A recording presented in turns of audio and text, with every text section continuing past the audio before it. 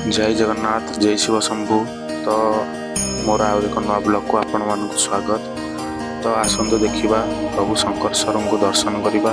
प्रभुଙ୍କର कौन रही महिमा कौन रही किंवदंती आसंतु पूरा वीडियो आपण मानक देखौछि।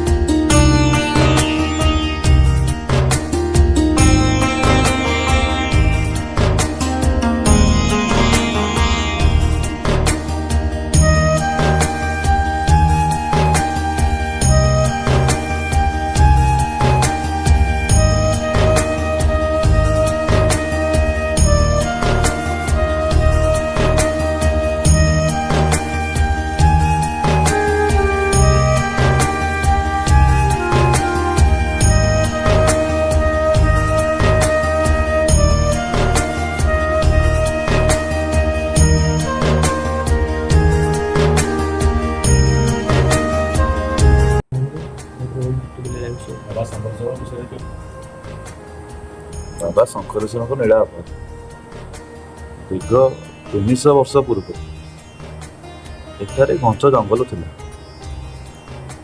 घंच जेहतु घंच जंगल था से गोपाल भाई मान यादव भाई मान ये गाई चराती।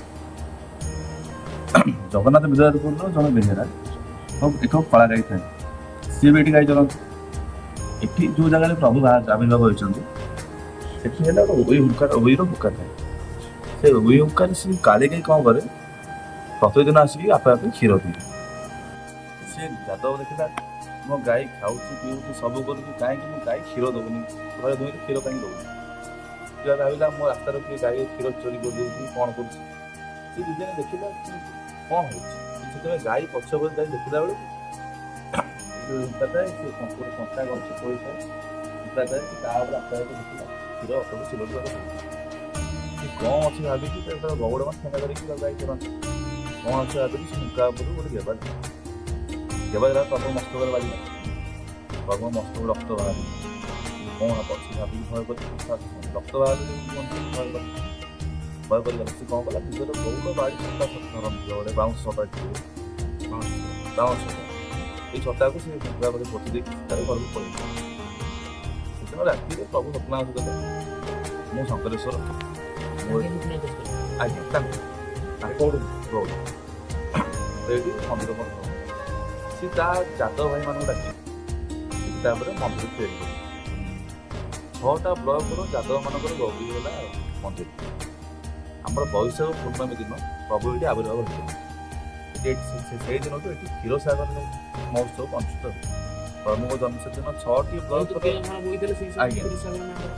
6टी ब्लॉक जिते गौड़ से क्षीर बिक्री करेंगे ना क्षीर सर दही छेना जी जहाँ बिक्री से दिन सब बंद समस्ते ये देशी गाई क्षीर प्रभुଙ୍କର अभिषेक हम ये जो दीर्घ देखते आप गंभीरा ये क्षीर फुल प्राय 8-10 हजार लोक ये क्षीरी खाते। मुख्यतः प्रभु जेहतु क्षीर खाऊे प्रभु नाम प्रथम क्षीरेश्वर नाम नामित हो लोक मत शंकर नाम नामित होला।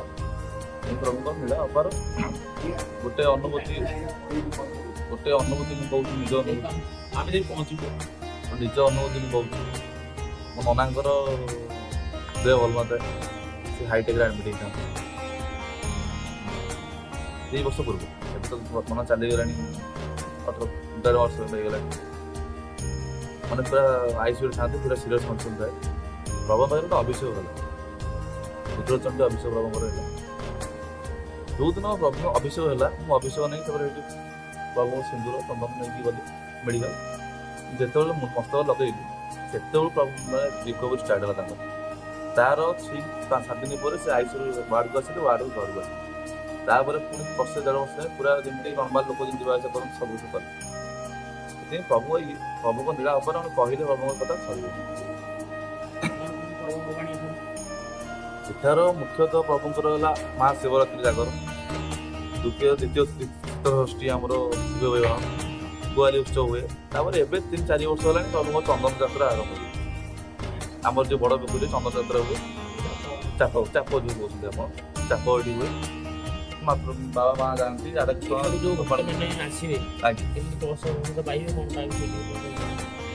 ଏଠାରେ ଏଠି ପ୍ରସାଦ ବିକ୍ରି ସିଷ୍ଟମ ନାହିଁ। ଏଠି ଏଇଟା ସିଷ୍ଟମ କ'ଣ, ଆପଣଙ୍କ ରୋଷେଇ କଲେ 15-20 ଜଣ କଲେ, ଆପଣ ସଉଦା ନେଇକି ଆସିକି ଏଠି ରୋଷେଇ ଆସନ୍ତି, କାଠ ହାଣ୍ଡି ଡେକ୍ଚି ସବୁ ଅଛି, ଆପଣ ଆସିଦେଲେ ରୋଷେଇବାସ କରି ଆପଣ ଭୋଗରେ ଖାଇଦେଲେ। ବିକ୍ରି ସିଷ୍ଟମ ନାହିଁ।